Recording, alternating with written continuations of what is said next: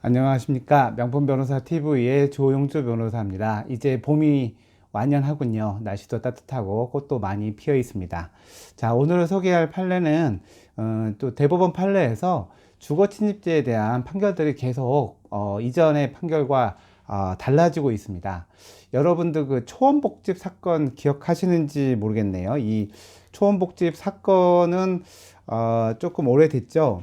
1992년도에 이 김영삼 대통령과 그때 김대중 후보 간에 이렇게 그 대선할 때 그 부산에 있는 초원복집에서, 초원복집이라는 식당이죠. 식당에서 사람들이 얘기하는 대화를 불법으로 녹음하는 그 경우에 주거 침입죄를 인정했던 그런 사례가 있었습니다. 그 이후에 아무튼 불법한 목적으로 어느 장소에 들어가서 그 불법한 행위를 했을 경우에 그게 그 소유자 또 영업하는 사람의 그 평온한 상태를 깬다. 그리고 그 사람들의 의사에 반한다. 라는 취지로 주거침입죄를 인정을 했었습니다.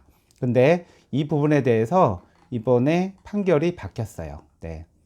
최근에 그 간통죄가 이제 없어지고 예전에 이제 간통을 하기 위해서 그 배우자, 다른 배우자, 한 사람의 배우자의 승낙 없이 들어갔을 때 주거 침입을 인정하던 경우가 있었습니다. 그러나 지금은 그런 경우에도 어차피 한 사람의 동의를 받아서 들어갔고 사실상의 평온을 깬 것이 없기 때문에 주거 침입죄를 인정하지 않게 된 게 최근 사례인데 이번에 나온 이 사건도 그런 비슷한 맥락이라고 하겠습니다. 이 사건은 뭐냐면요.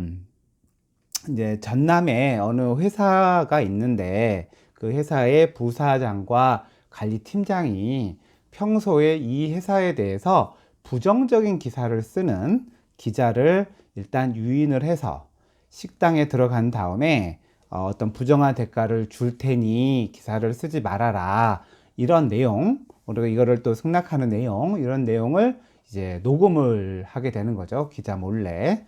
근데 나중에 그래서 이게 문제가 됐을 때 결국은 이 식당에 들어가서 이 불법으로 녹음하는 장치를 설치를 하는 이 내용이 일단 이거는 이제 만약 식당 주인이 이런 내용을 알았다면 뭐 승낙하지 않았겠죠. 예. 그래서 예전에 초원복집 사건 판례에 따르면 불법한 목적으로 들어가고 뭐 이런 거를 가정적이지만 그 주인이 식당 주인이 승낙하지 않았을 것으로 보고 주거침입죄를 인정을 1심에서는 했어요. 그래서 1심에서 징역 4월에 집행유예 2년이 나왔었는데 항소심에 가서 이제 바뀌었습니다.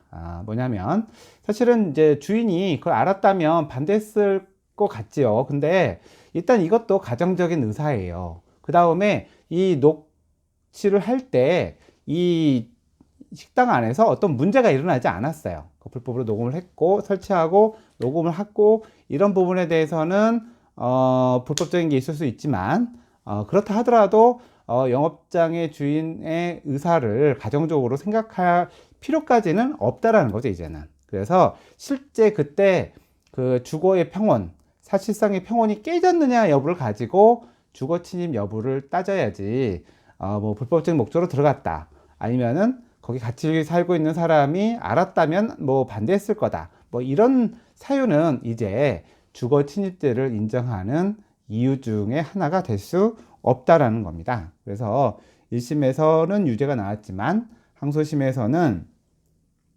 영업주 몰래 카메라를 설치할 목적이 있었다는 사정만으로는 이들의 침입행위가 영업주의 의사에 반한다고 보기 어렵고 그래서 주거침입죄가 성립되지 않는다 라고 했고 그 다음에 녹취도 이때 이쪽 한쪽의 사람들이 불법적 상대방의 동의를 받지 않았지만 네, 그런 경우에도 불법 녹취는 되지 않거든요. 한 사람이 이제 몰래 한 거긴 하지만은 그래서 이 부분에 대해서 대법원에서도 같은 취지로 그런 뭐 실제 이제 주인이 그걸 알았다면은 출입을 승낙하지 않을 거다.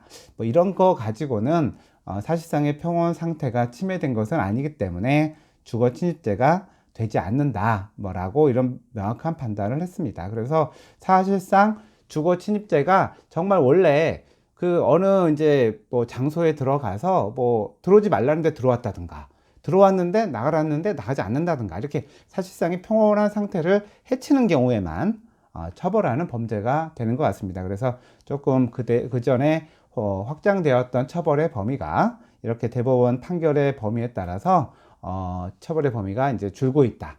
그리고 오로지 사실의 평온 상태를 해하는지 여부를 가지고 주거 침입죄 여부를 판단하게 되었다라는 점을 말씀드릴 수 있겠습니다. 이상 판례를 소개시켜 드렸습니다. 감사합니다.